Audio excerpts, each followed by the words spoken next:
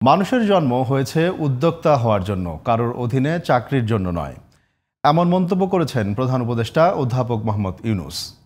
রোববার সকালে রাজধানীর আগারগাঁওয়ে পল্লী কর্মসহায়ক ফাউন্ডেশন PKSF ভবন ২ এর উদ্বোধনী অনুষ্ঠানে প্রধান অতিথির বক্তব্যে তিনি একথা বলেন।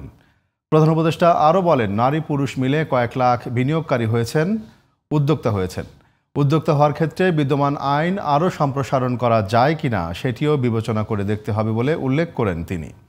উদ্বোধনী অনুষ্ঠানে অর্থ উপদেষ্টা ডক্টর সালেউদ্দিন আহমেদ, PKSF পরিচালনা পর্ষদের চেয়ারম্যান জাকির আহমেদ খান সহ সরকারের জ্যেষ্ঠ কর্মকর্তারা উপস্থিত ছিলেন।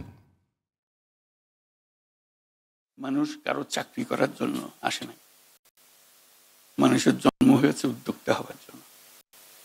কাজে সেটার দিকে যেন আমরা যেতে পারি, আমরা সবাইকে সে সুযোগ যেন দিতে পারি যে উদ্যোক্তা হওয়ার সুযোগটা তার আছে। সেই সুযোগটা নিল কিনা?